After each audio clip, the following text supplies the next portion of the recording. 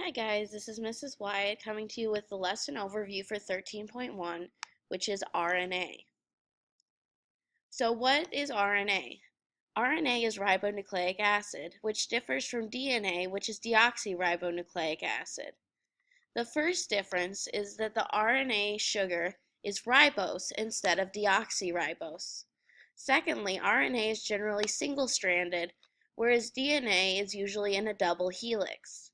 RNA contains uracil in place of thymine. So, genes that coded on DNA are instructions that tell us how to build proteins. But DNA is something that's very important and very special, and it needs to be kept very safe. So, how do we get the information from DNA out of the nucleus into the ribosomes? Well, we do that through RNA. So RNA is basically a copy of DNA that is able to leave the nucleus and go give us instructions on how to build proteins. RNA, like DNA, is a nucleic acid that consists of a long chain of nucleotides. RNA then uses the base sequence copied from DNA to direct the production of proteins in the ribosomes. So each nucleotide in both DNA and RNA is made up of a 5-carbon sugar, either ribose for RNA or deoxyribose for DNA, a phosphate group, and a nitrogenous base. There are 3 important differences between DNA and RNA. 1, the sugar in RNA is ribose instead of deoxyribose. RNA is generally single-stranded, not double-stranded, and RNA contains uracil in place of thymine. These chemical differences make it easy for the enzymes in the cell to tell DNA and RNA apart.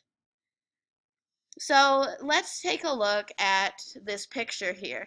So the master plan you see on the whiteboard is the DNA. It's very special, very unique. In order to get it out of the nucleus or out of the office, we send it through the copier, which in the case of our cells is transcription.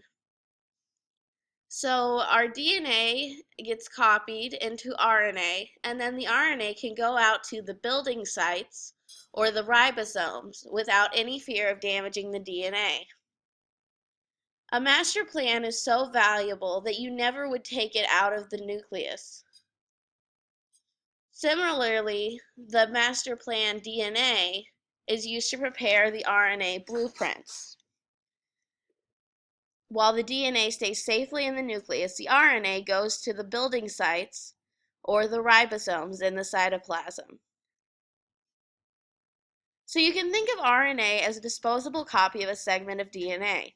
RNA has many functions, but most RNA molecules are involved in protein synthesis only. RNA controls the assembly of amino acids into proteins. Each type of RNA molecule specializes into a different aspect of this job. The 3 main types of RNA are messenger RNA, or mRNA, rRNA, or ribosomal RNA, and tRNA, or transfer RNA. So messenger RNA does what it says. It carries the copies of these instructions to other parts of the cell from the DNA. These contain instructions for assembling amino acids into proteins. Ribosomal RNA, ribosomal makes you think of ribosome. So the ribosome subunits that make up a ribosome are several ribosomal RNA molecules and as many as 80 different proteins. Finally, transfer RNA is a molecule that transfers each amino acid to the ribosome as it is specified by the coded messages in the mRNA. So all 3 types of RNA work together. The mRNA, or the messenger RNA, brings the code to the ribosomes. The rRNA actually makes up the ribosomes. And the tRNA, or the transfer RNA, brings the amino acids to the ribosome as they're sequenced by the mRNA. So in transcription, segments of DNA serve as templates to produce complementary RNA molecules. Most of the work of making RNA takes place during transcription. During transcription, segments of DNA serve as templates to produce complementary RNA molecules. The base sequences of RNA complement the base sequences of the template DNA.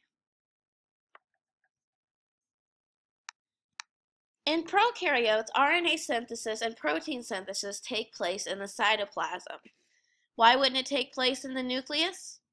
Well, that's because prokaryotes don't have any nuclei. However, eukaryotes, RNA is produced in the nucleus and then moves into the cytoplasm to produce proteins on our ribosomes. We'll focus on the transcription in eukaryotic cells, mostly because we ourselves are eukaryotes. So transcription requires this very special enzyme called RNA polymerase that's very similar to DNA polymerase. And what it does is it binds to DNA during transcription and unzips the strands of DNA so that the RNA can bind to it and produce our strands of RNA. You use one strand of DNA only to start making small and introns. Pre-mRNA introns we will be about